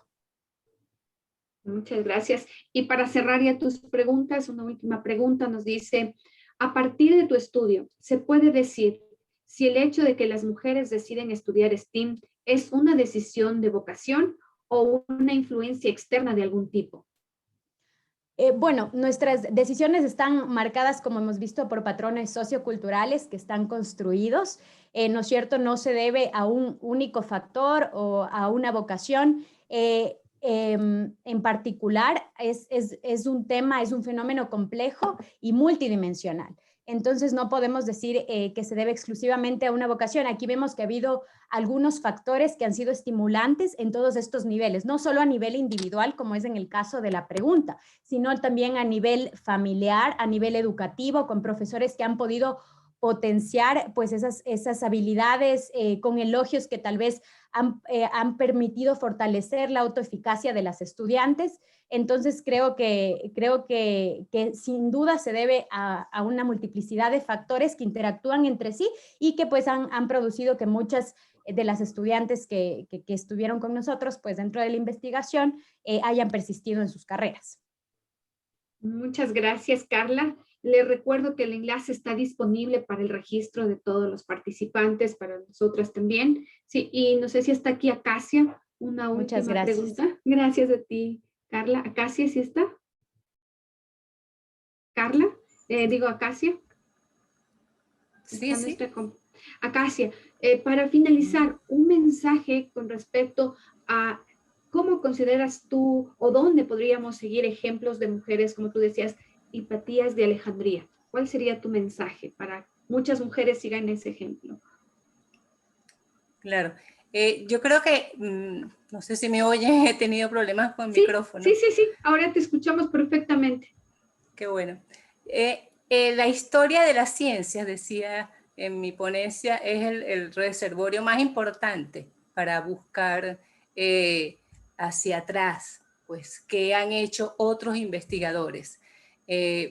Por principio, creo que si revisamos cómo otras personas investigaron, resolvieron problemas, hicieron aportes a todas las ciencias, y tomamos esas personas, esos individuos, hombres o mujeres, como referentes, como ejemplos, podríamos ir avanzando sin pensar que estamos partiendo de cero o sin pensar que alguna ciencia es específica para un determinado sexo. Creo que es la única, creo que es una buena manera de demostrar.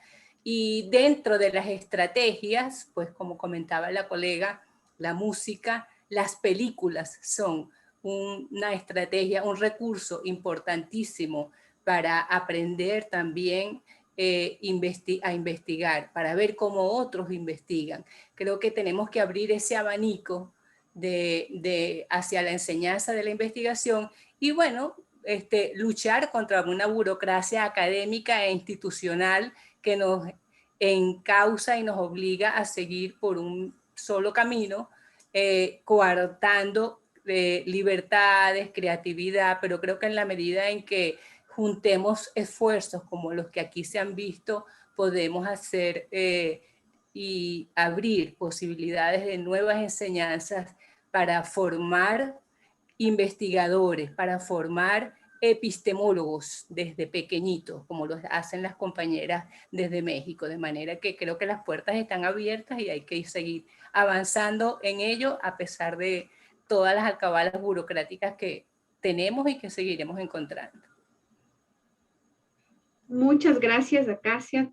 Todas las ponencias súper importantes y nos invitan a que trabajemos en equipos multidisciplinarios, apoyándonos entre todos para ir construyendo nuevos referentes de mujeres y hombres en ciencia, ¿sí? Para que sean ejemplos y que podamos seguir aplicando en nuestros países, en este mundo. que tanto lo hemos visto que ha sido muy necesario la ciencia, han aportado desde diversos espacios. Es por eso que estos espacios que estamos compartiendo a través de la virtualidad se deben ir enriqueciendo para compartir de forma colaborativa, independientemente del espacio y del tiempo, ¿sí? Para lograr en equipos multidisciplinarios resultados, investigaciones que pueden transformar a nuestra sociedad. Muchas gracias a todos nuestros participantes y